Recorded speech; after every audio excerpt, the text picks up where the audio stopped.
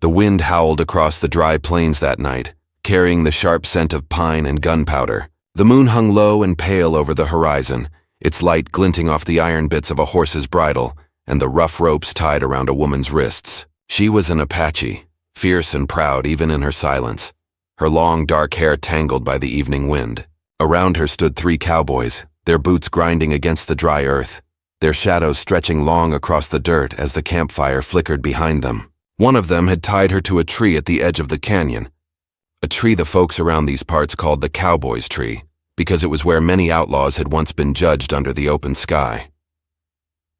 The men's laughter faded into the distance as they rode off, leaving her bound and alone beneath the whispering branches. She didn't beg or cry. Apache women didn't do that. Her eyes, dark as obsidian, followed the last rider until he disappeared beyond the ridge. Then came silence, broken only by the restless creak of the rope rubbing against bark. The night was cold, and each gust of wind made her shiver beneath her torn shawl. She tried to twist free, but the knots were too tight. Whoever tied her there had known what he was doing. It was said that the man who owned that stretch of land was a strange kind of cowboy, kept to himself, spoke little, and carried more grief in his eyes than most men could bear. Some said he'd lost his family to a raid years ago, and since then he lived like a ghost among the hills, tending his horses and mending fences with no one but his old dog for company. He didn't take kindly to trespassers, especially Apaches, so when the woman heard the faint crunch of boots and the soft snort of a horse, she stiffened, thinking this was the man whose land she'd been left on. Through the darkness, a tall figure appeared, carrying a lantern that swayed gently in the wind. His hat cast a shadow over his face, but she could see his eyes, steady, unreadable, yet not cruel. He stopped a few paces from her, the light falling across her face, revealing the streak of dried blood on her temple. For a long moment he said nothing, just looked at her like he was trying to decide if she was real or another ghost come to haunt his sleepless nights. She pulled against the ropes, her voice low but defiant. "If you mean to kill me, do it now." Her English was broken but firm. He didn't answer right away. The lantern light flickered, reflecting in his eyes as he crouched to untie his gloves. "Who tied you here?" he finally asked, his tone calm but cold. She didn't speak. She didn't trust white men. None of her people did anymore. He seemed to understand that because he didn't press her. Instead, he reached for his knife, its blade catching the moonlight. She tensed, expecting the worst, but instead of raising it against her, he began cutting through the rope around her wrists. The rough strands fell loose, leaving raw red marks on her skin. She blinked in confusion as he cut the ones around her ankles too, freeing her completely. "You can go," he said quietly, straightening up. "You're on my land, but I won't harm you." His words startled her more than the knife had. She expected anger or revenge, not mercy. He turned to walk away, but she called out, her voice trembling between pride and disbelief. "Why?" He stopped. The wind tugged at his coat. "Because I've seen enough pain for one lifetime," he said, then walked back toward the dim outline of his cabin beyond the trees. She stood there for a long while, rubbing her wrists, uncertain whether to flee or follow. Her instincts told her to disappear into the night, but something in that man's voice made her hesitate. He didn't sound like the others who shouted hate or laughed at her people's suffering. There was weight in his tone, something old and broken that matched the sadness in his eyes. When her legs gave way from exhaustion, she stumbled and fell against the base of the tree. The ground was cold, and her breath came out in white clouds. She hadn't eaten in 2 days, hadn't slept in 3. Before long, the world began to blur around her. She tried to crawl away, but her strength gave out. The last thing she remembered before darkness claimed her was the sound of footsteps returning and a pair of strong arms lifting her gently from the ground. By dawn, the hills were painted gold by the rising sun. The cowboy stood outside his cabin, watching the smoke rise from his chimney. Inside, the woman lay on a bed made of rough-hewn wood, covered with a wool blanket. Her wounds had been cleaned and a bandage wrapped her arm. He sat by the doorway, sipping coffee from a tin cup, listening to the faint crackle of the fire. He wasn't sure why he had brought her there. Maybe because leaving her tied in the cold didn't sit right with his conscience. Or maybe because, for the first time in years, he'd seen a spark of fight in someone's eyes that reminded him of the woman he once loved. Whatever the reason, he knew his quiet life was about to change. When she woke, her eyes darted around the small cabin, her hand reaching instinctively for a weapon that wasn't there. She looked at him warily. "Why help me?" she asked again. He didn't look at her directly. Because I don't want more graves on my land, he said. Not yours, not anyone's. Her gaze softened slightly. She could see the faint scars on his forearm, the kind made by war or survival. He wasn't like the others who wore their cruelty like a badge. There was something lonely about him, something that didn't fit with the rough talk of other cowboys. Outside, the prairie stretched wide and empty, dotted with wild sage and tumbleweed rolling in the breeze. The faint cry of a hawk echoed through the canyons. Life out here was harsh, and both of them knew it. She owed him her life, but trust was a harder thing to give than blood. As the day passed, he kept his distance, repairing fences and tending to his horses, while she sat by the fire, silently watching him through the window. She noticed how careful he was with the animals, how he spoke softly to his old horse like it was a friend. That small kindness unsettled her more than cruelty would have. When dusk returned, he brought her food, cornbread, beans, and a bit of dried meat. She ate slowly, her eyes never leaving his face. Your people hate mine, she finally said. Why not turn me in? He set down his plate. Because hate's already done enough damage around here, he replied. I'm not adding to it. For a moment neither spoke. The firelight flickered between them, painting their faces in gold and shadow. She studied him, trying to understand what kind of man he was. He had the look of someone who'd seen the world burn and was still carrying its ashes in his heart. Outside, the coyotes began to howl. He stood up, pulling his coat tighter around him. You can stay until you're strong enough to leave, he said, turning toward the door. She rose slowly, her voice barely above a whisper. And if I don't want to leave? He paused, hand resting on the doorknob, his face half lit by firelight. The question hung in the air like smoke, unanswered, heavy, and full of meaning. He didn't turn around, but his shoulders stiffened as if the weight of her words pressed against him. I don't know, he said at last, his tone low and uncertain. That depends on what you're looking for.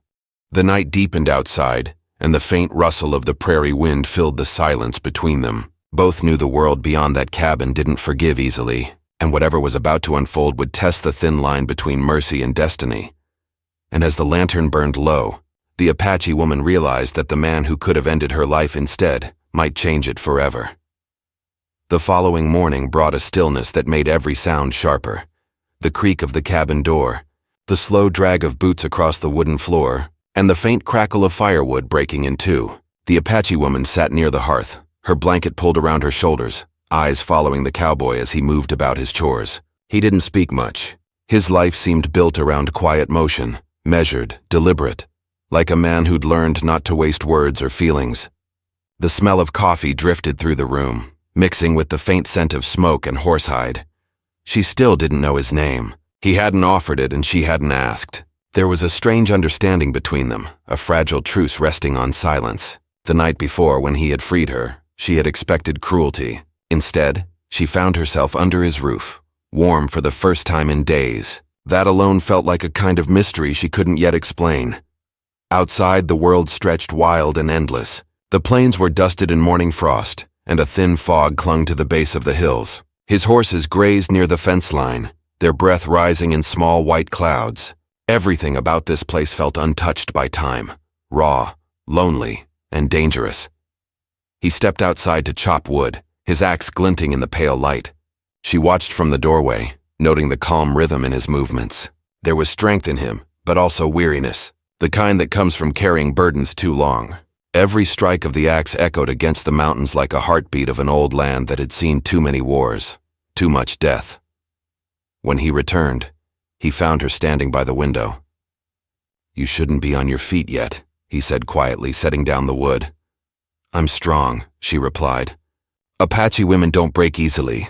He gave a faint nod, not arguing. She could see his respect in the small gesture, even if he didn't say it aloud.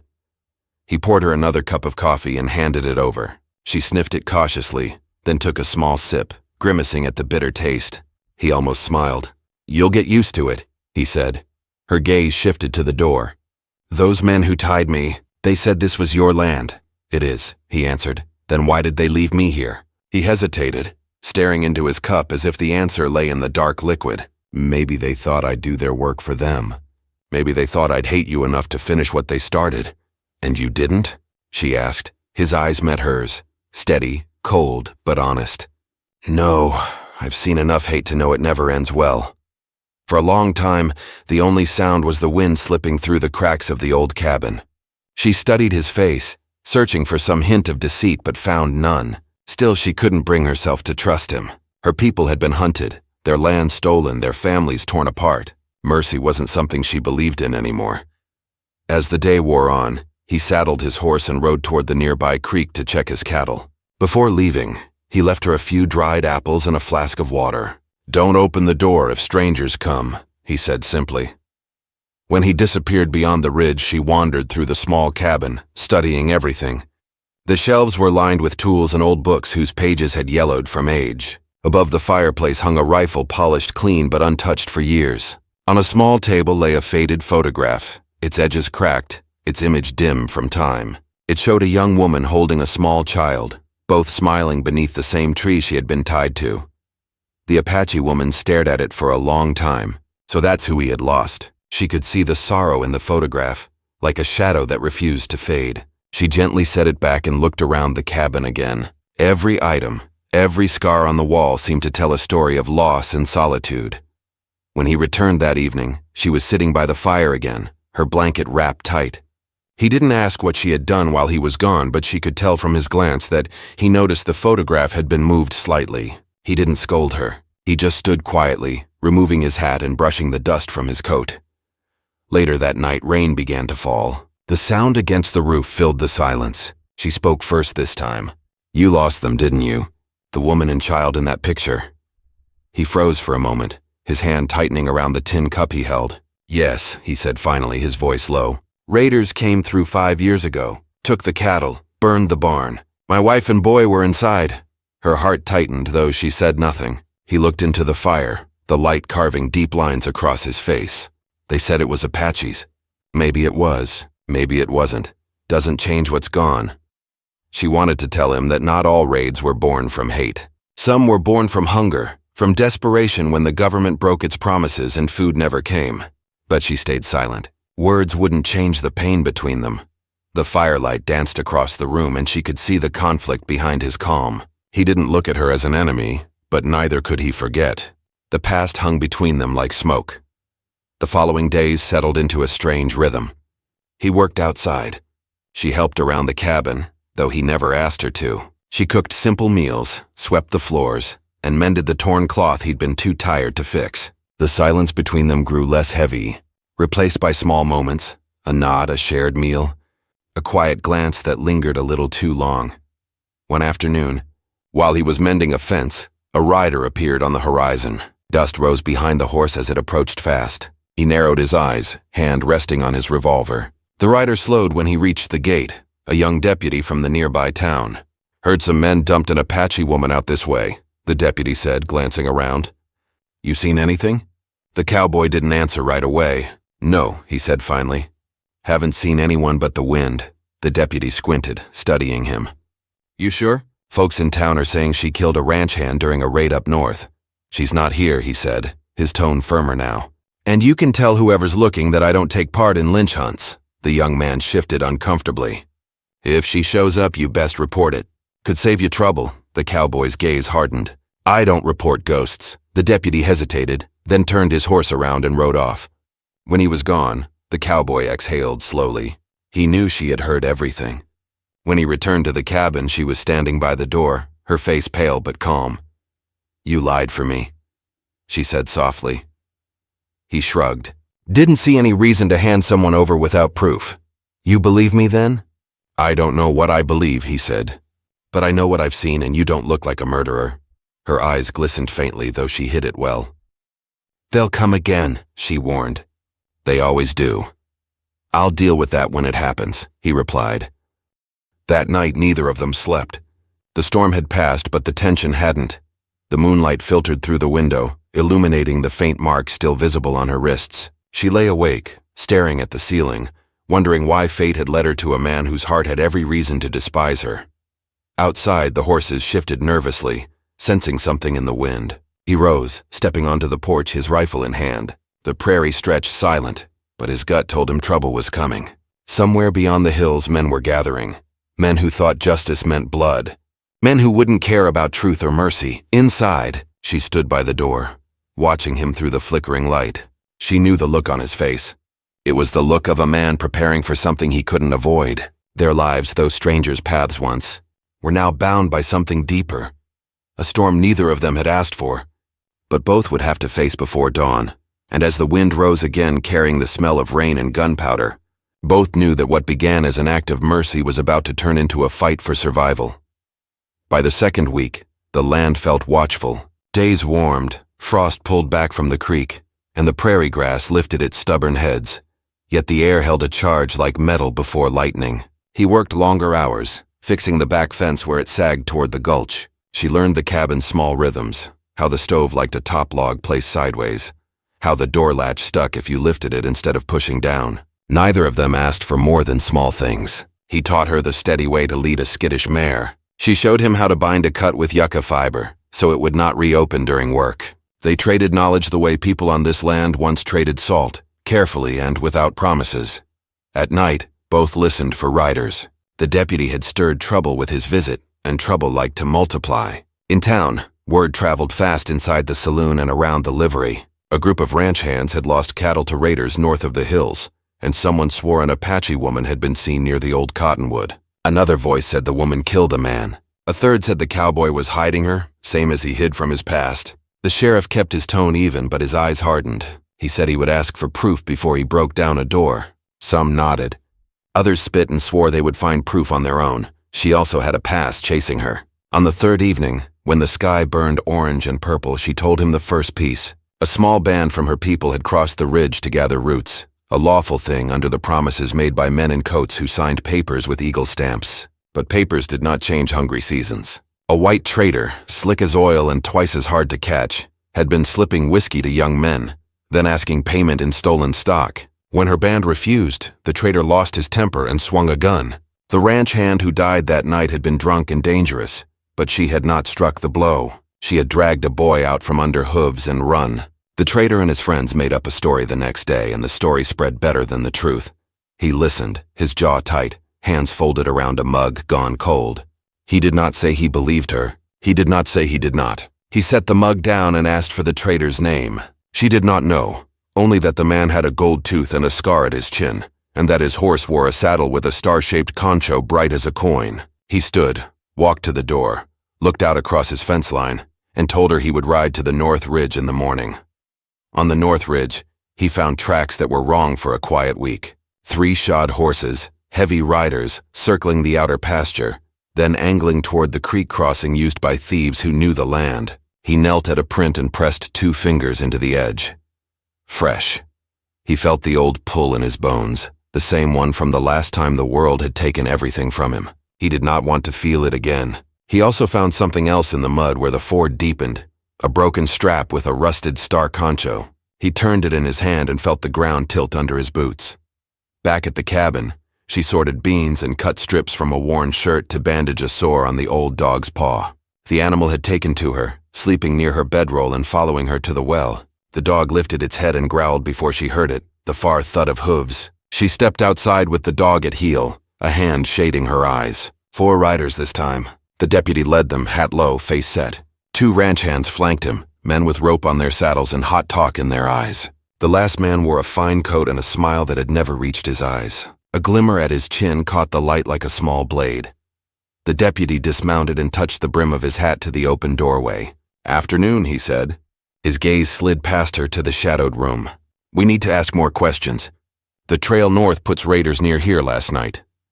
The man in the fine coat swung down with lazy grace, his boots too clean for honest dust. He leaned on the fence rail and tapped his chin with a finger.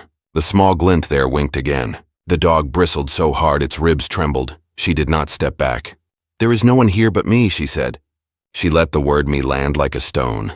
The deputy's eyes flickered. He had not been told she would meet them alone. The ranch hands shifted, surprised, their anger briefly disarmed by her steadiness.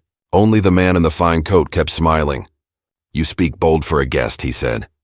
"This is not your land," she answered gently. "No land stays with one people forever on the prairie. But it matters how you stand on it." In that moment the cowboy rode in from the ridge, horse lathered and eyes dark. He saw the riders, took in the lines of the scene in one sweep and slowed to a walk. He nodded to the deputy, ignored the ranch hands, and stared at the man with the glint. "You're on my fence," he said. The man with the glint flashed teeth. "Friendly visit," he answered. "Word reached us you are harboring trouble. I sell goods to the law and to honest men. Honest men get burned when snakes hide in cabins." The cowboy's gaze dropped to the man's chin, then to the concho on his saddle. A small star, twin to the broken one in his pocket. Lightning arced through him, cold and exact. The deputy cleared his throat. "We only need to look inside," he said. The cowboy shook his head. "Not without a paper from the judge," he replied. "You know that." The ranch hands cursed, anxious for action. The man with the glint stepped closer as if sniffing for fear. "Paper or not, I will not sleep until that Apache thief pays," he said. The cowboy's voice went flat. "You lost cattle to your own lies." The words hung between them like a drawn wire. No one moved for a long beat. Then the deputy lifted a hand. "We will ride back and talk with the sheriff," he said. "If we get the paper, we return." He looked at the woman, then at the dog, then at the cowboy. Something like regret lived in his eyes, a thin flicker fighting a wind. He turned his horse. The ranch hands followed, spitting dust. The man with the glint mounted last and leaned down toward the woman. "I will see you again," he said softly, almost kind. The dog snapped, teeth flashing, and caught the man's boot leather. He jerked away, cursed, and swatted at the dog with his reins. The cowboy's hand twitched toward his rifle, then froze. The riders thundered off toward town. Night fell like a trap. They ate little. He laid the broken concho on the table where the lantern could find it. She picked it up and weighed it on her palm. "You found this north," she said. He nodded. "Same star as the man's saddle." She turned it once more, then closed her fingers.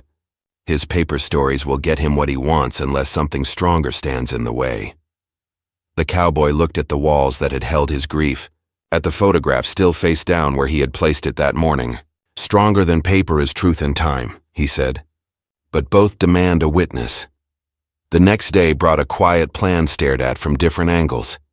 He would ride to an old scout who kept a small shack near the canyon. The scout had lived with many peoples, spoke languages that did not share a grammar, and knew the tricks that a smooth trader used to build a lie. If the scout had seen the man with the glint on the north ridge, his word could turn the tide. She would stay behind and watch the cabin. If riders came before the deputy returned with his paper, she could slip out through the back arroyo and meet him at the scout's shack by night.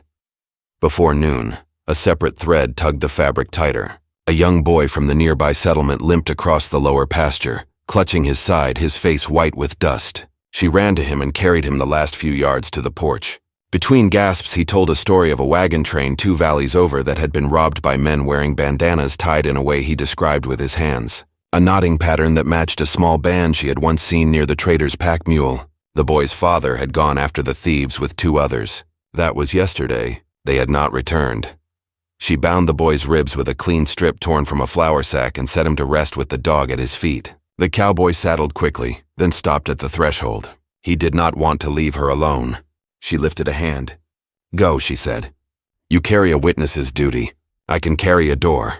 At the canyon, the old scout listened, eyes hooded. He pulled a tobacco pouch from a pocket and rolled a thin twist while the cowboy talked. When he finished, the scout spit into the dirt and spoke low. "The trader had long arms made of favors," he said, "and small hands made of secrets. Men who wanted a fence mended or a debt smoothed would say they saw what he wanted them to see. But the scout had seen other things. A campfire where it should not have been. A mule with 3 conchos missing from its flank gear. A pair of boots with the heel worn only on the right, like a man who carried his weight crooked. The scout could say these things to a judge. Whether a judge would listen when money spoke was another matter. Back at the cabin, the woman practiced the escape route twice. She cached a small sack with dry beans, flint, and a strip of jerky in the arroyo's first bend. She led the old dog there and back, teaching him the path. The boy slept, chest rising steady. In the late afternoon, a shadow of riders brushed the ridge but did not drop into the valley. She waited in the doorway with the rifle across her knees and counted heartbeats between the wing beats of a hawk. The wind shifted, carrying a scent of sage, smoke, and something sharp. She closed her eyes and listened deeper, the way she had been taught as a child to hear the bent note under a drum. The bent note was fear, and it was coming from town. Toward dusk, the deputy returned alone. His face looked older than 2 nights before. He held out a folded sheet. "The paper," he said. "Signed." He did not cross the threshold. He told her the sheriff had argued, had asked for calm. But the traitor had turned men against patience with whispers about burned barns and dead sons. The deputy swallowed. "If I do not bring you in, others will come after me," he said. She studied him a long time. Then she asked, "If I ride with you now, will you promise to keep me alive long enough to speak?" He could not promise. She thanked him gently for not lying. The cowboy came in from the canyon as the deputy rode away through the dim. He heard the news and stared a hole in the floor with his boots. The old scout had agreed to come at first light and tell the judge what he knew. Morning might tip the balance. Night might swallow it. They stood shoulder to shoulder in the small room. The photograph on the table turned face up again now, the boy breathing in the corner, the dog quiet, but awake. Outside, a coyote called and another answered. The land took their voices and folded them into the dark.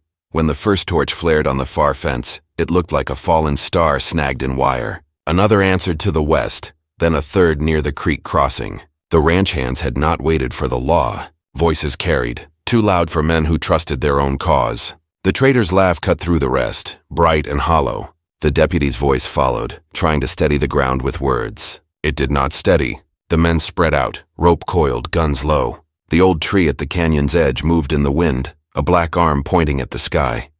She breathed once, steady and full, and looked at the cowboy. He nodded without speaking. He picked up the broken concho and slid it into his vest pocket, like a coin he intended to spend. She lifted the rifle, then set it down. She would not fire the first shot. She would not give them that story. She slung the small sack and whistled for the dog.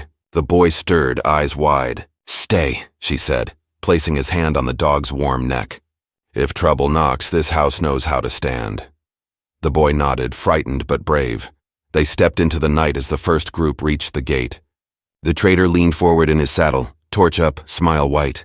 The deputy saw the two figures, one tall, one slender, side by side in the doorway, and lifted his hand again to speak. The wind dropped. The prairie held its breath. Far off, the canyon answered with a hush that felt like the inside of a church before the first hymn. Nothing was decided. Everything was possible, and somewhere between the torchlight and the stars, truth and violence poised like two riders at the lip of the ridge, each one waiting to see who would move first. The night had turned to silver dust beneath a restless moon. Every shadow seemed to breathe. Every rustle in the grass carried weight. The cowboy stood on his porch, eyes fixed on the growing firelight along the fence line. The flames from the torches flickered like restless ghosts, their glow sliding across his weathered face. Behind him, the Apache woman stood silent, her heartbeat steady but heavy with knowing. She had seen such nights before, nights when men came not for justice but for pride. The traitor, mounted at the front, let his torch sweep across the ground as if drawing a border between mercy and rage. His grin gleamed in the dark. "Step aside, cowboy," he called. "You've got something that belongs to us." His voice carried easily through the still air, loud enough for the hills to remember. The cowboy didn't answer. He stepped off the porch, boots crunching on dry earth. His rifle rested against the post untouched. He wasn't here to threaten, but his presence alone carried weight. The silence between the men stretched until it snapped with a single word from the traitor. "You going to choose her side now after what her kind did to your family?" The words hit him like a lash, but he didn't flinch. His voice came low even. "You weren't there. You don't know who took them, but I do know who tied that woman to my tree." A murmur rippled through the gathered riders. Some shifted uncomfortably, the reflection of the fire catching their uncertain faces. The traitor's grin faded a little, though he masked it by spitting into the dirt. "You're talking dangerous, friend," he said. "I'm just after what's fair. A thief, a killer, hiding under your roof. The law says there's no law in a mob," the cowboy cut in. "And you ain't the law." The traitor's horse pawed at the ground, sensing its rider's unease. The deputy, standing off to the side, looked torn between duty and dread. "Let's not do this," he said quietly, his eyes darting from face to face. "There's a judge in town. Let her speak there if she has to." The traitor laughed, cold and sharp. "You think the town wants to hear another Apache story? We already know the ending." Behind them, thunder rolled in the distance, low and rumbling like a drumbeat. The prairie wind shifted, bringing with it the faint scent of rain and gunpowder. The cowboy's hand brushed against his belt, though he still hadn't reached for his weapon. He took a slow breath, steadying himself, feeling the weight of the moment closing around them. Inside the cabin, the boy sat up, his small face pale. The dog paced near the door, restless and tense. The Apache woman looked toward the back window where the arroyo waited, dark, narrow, and dangerous. She could escape through it if she ran now, but the thought of leaving him there alone burned worse than the fear of capture. She stepped out beside him, the firelight painting her in shades of red and gold. A low gasp ran through the men when they saw her standing tall, unbound, unafraid. The trader's grin twisted again. "There she is," he said. "The savage they warned us about." Her voice came clear and strong. "You lie about me because you fear what's true." "Truth?" the trader mocked. "You slit a man's throat up north." "I saved a boy," she said, her words sharp but calm. "That man tried to trade him for whiskey. You know his kind, because you are his kind." The trader's hand tightened around the torch. His jaw clenched. "Careful, woman," he hissed. "You speak like you've forgotten what you are." "I remember exactly what I am," she said, meeting his stare. "A woman who's seen men burn down homes and then call it justice." The cowboy's heart pounded, not from fear, but from something deeper. Anger mixed with admiration, pride mixed with helplessness. The firelight danced across her face and he saw the courage there, the defiance that once belonged to a world before barbed wire and rifles. The deputy tried again, voice breaking. "Let's all walk away tonight. There's been enough killing," but the trader wasn't listening. His voice rose, sharp and venomous. "I lost 10 head of cattle and a partner, and now this thief hides behind some half-broke cowboy with a bleeding heart. You want to play the hero, fine. You'll die like one." He swung the torch higher, signaling the men behind him. A few drew their guns. Others hesitated. The cowboy's eyes darted across the line. Most were drunk on fury, but some were scared, waiting for someone else to make the first move. Rain began to fall, slow and heavy, hissing as it met the flames. The wind turned fierce, bending the torchlight sideways. The air smelled of wet dust and fear.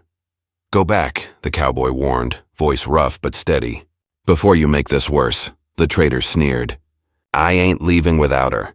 Then you'll leave without your lies." The words barely left his mouth before the trader drew his pistol. Lightning flashed at that same instant, painting the world white for a heartbeat. The cowboy's instincts roared alive. He grabbed his rifle, the motion smooth as breath, and leveled it, not to shoot, but to warn. The standoff froze time. The deputy shouted, "Don't!" But the sound was swallowed by thunder. The trader's gun fired. The bullet struck the porch post inches from the cowboy's arm, splintering the wood. Horses reared, men cursed, the fire flared high. The woman dropped low, pulling the boy out from behind the doorway, her hands trembling but sure. The dog barked, teeth bared, lunging toward the chaos. The cowboy fired once, not at the trader, but at the torch in his hand. The shot shattered it, flames scattering into the rain. The sudden darkness disoriented the riders, who stumbled back as the storm broke fully overhead. Rain drenched the dirt road, turning it slick and black. The men scrambled to control their horses. Through the confusion, the cowboy and the woman locked eyes. She knew what he was telling her without words. Run. She grabbed the small sack in the boy's hand and slipped toward the arroyo. The dog followed, its paws silent on the wet ground. The trader recovered, cursing through the downpour. "Get them," he shouted. "Don't let them vanish into the canyon." Gunfire cracked again, bullets striking dirt and stone. The cowboy fired back, aiming low, driving the attackers into cover. The rain poured harder, blurring the outlines of men and horses until all became moving shadows under flashes of lightning. The deputy dismounted, shouting for order, but no one listened. The mob had become its own storm now, blind, angry, and hungry for blood. The cowboy ducked behind the porch rail, heart pounding in his ears. He reloaded, fingers slick with rain. A bullet tore through his hat brim, close enough for him to feel its heat. He didn't look back. He couldn't. He just needed to buy her enough time to disappear into the canyon. Down in the arroyo, she moved fast, clutching the boy close. The path was steep and narrow, the ground turning to mud under her boots. She could hear the echoes of the gunfire above, each shot a strike of fear deep in her chest. She wanted to turn back but knew he would never forgive her if she did. At the mouth of the canyon, lightning lit the land again, and she saw figures moving on the ridge above, riders trying to cut them off. She pulled the boy into a crevice between rocks and waited, holding her breath. The dog pressed against her legs. The rain disguised their scent, but the sound of hooves came closer, echoing down the slope. Back at the cabin, the cowboy's rifle clicked empty. He ducked into the doorway, grabbed a handful of shells from the shelf and loaded again. The trader's voice carried through the storm, furious. "You think you can protect her? I'll burn this land clean." The cowboy stepped back out, the rain running down his face, his coat clinging to his shoulders. His voice cut through the storm. "You already tried that once. It didn't bring your soul back." The trader fired again, missing. The deputy shouted at him to stop, but the trader struck him with the back of his gun, sending him sprawling. The others hesitated, some afraid of the law, some too far gone to care. The cowboy aimed once more, his breath steady despite the pounding of his heart. But before he could fire, a flash of movement drew his eye, one of the ranch hands circling behind him through the trees. He turned just in time to see the man raise his revolver. The shot came from somewhere else, a clean, sharp crack from the canyon edge. The ranch hand fell, clutching his arm. The cowboy froze. That sound, he knew it. The Apache woman had taken his spare rifle before she fled. From her position below, she had seen the ambush forming. Her shot was perfect, though she hadn't meant to kill. Her heart raced as she saw the man fall, but she didn't stop to feel relief. She turned to the boy. "We keep moving," she whispered. "He'll find us when the storm ends." Up on the ridge, the trader's rage turned to panic. His men were breaking apart, their courage dissolving in the storm. The deputy crawled to his knees, shouting that enough was enough, but no one heard him over the rain and thunder. The cowboy stepped forward one last time, standing tall in the downpour, his rifle steady, his voice cutting through the chaos. "This ends tonight," he said. "No more lies, no more burning. You want to face me, do it now." The trader raised his gun again, his eyes wild, his hat lost, rain streaking his face. The two men stood across from each other, the world around them vanishing into storm and firelight. The moment stretched, breathless and trembling as the wind howled through the canyon. And then, the thunder roared again, masking the next sound, leaving everyone unsure of who had fired first. The flash lit the night like the breaking of dawn, and the prairie held its breath as the storm swallowed everything in its fury. The gunshot split the night like a scream. Then silence fell, thick, suffocating, broken only by the patter of rain and the crackle of dying fire. The cowboy staggered, his breath uneven, eyes scanning the smoke-veiled yard. The trader's pistol slipped from his hand, clattering against the soaked earth. For a heartbeat, no one moved. Even the wind seemed to hold its breath. The trader dropped to one knee, clutching his shoulder, the torch beside him hissing in the puddles. The deputy rushed forward, kicking away the weapon and pressing him down. "That's enough," he shouted, voice hoarse and trembling. "No more blood tonight." The ranch hands, seeing their leader broken, backed away, their anger dimming into fear. One by one, the torches lowered, their flames shrinking under the rain. The mob dissolved, their courage washed away by storm and guilt. The cowboy lowered his rifle, his chest heaving.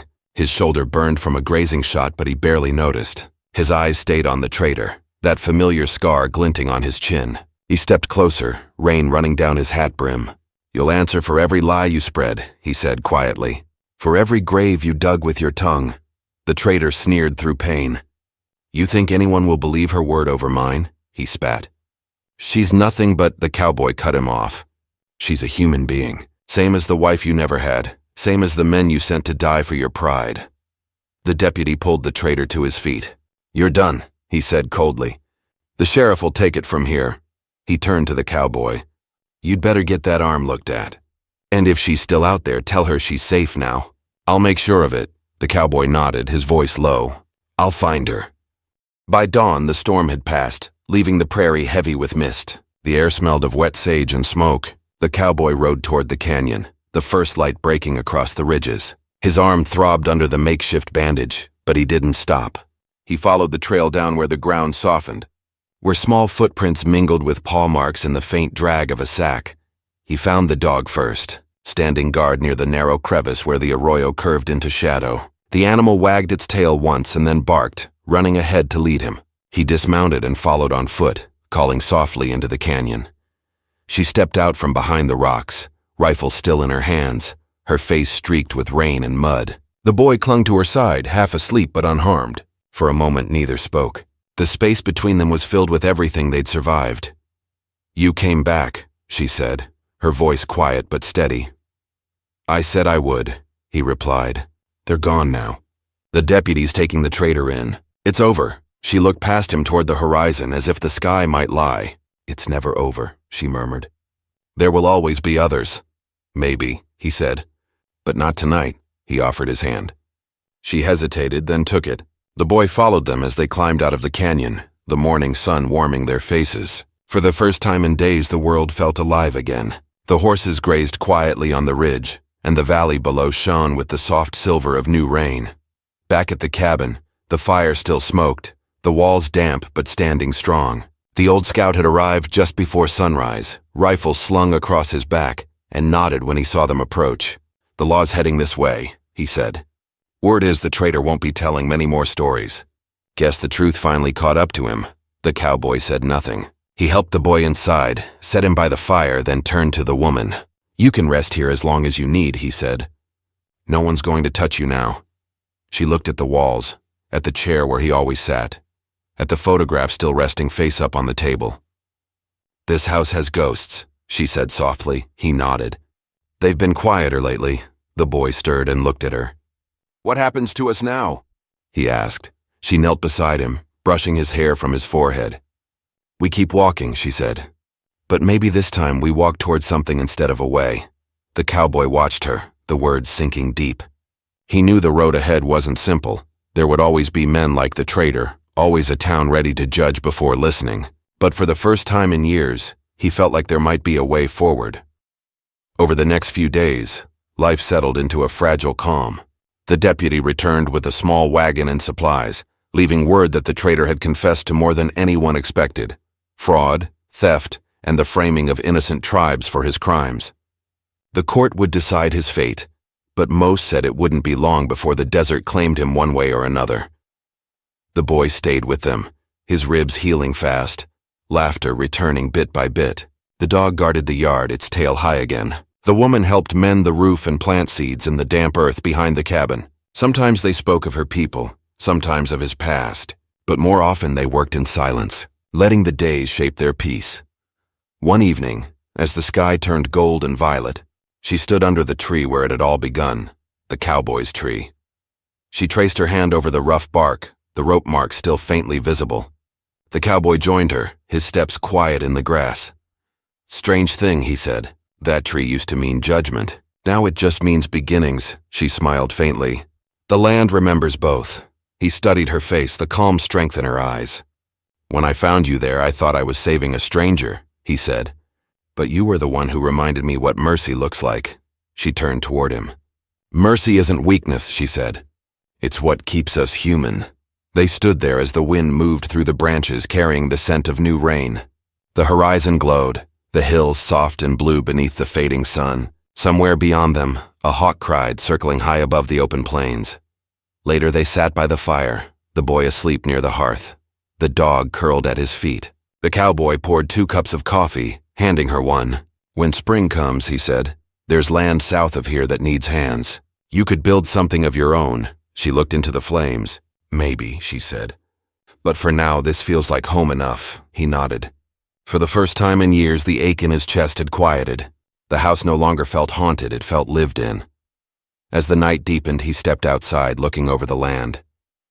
The moon hung bright, the grass silver under its light. He could see the faint trail leading toward the canyon, the same path she'd taken when she fled. Now it led not to danger, but to freedom. Inside, she watched him from the doorway, understanding without words that both of them had been saved that night. One from death, the other from emptiness. The wind whispered through the valley, soft and steady, carrying the sound of the plains as they breathed back to life. The storms had passed, the guns were silent, and in the quiet that followed, something stronger than fear had taken root. The cowboy turned back toward the cabin, the faint glow of firelight spilling across the porch. He stepped inside, closing the door gently behind him. The prairie stretched endless outside, but for once the wide world felt small, almost tender. And in that humble cabin beneath the whispering tree, an Apache woman, a weary cowboy, a boy and a loyal dog found what so many had lost in that wild, unforgiving land, peace born not from victory, but from understanding. The dawn that followed was calm, warm, and bright, and the wind carried only the sound of a new beginning across the quiet plains of the old American West.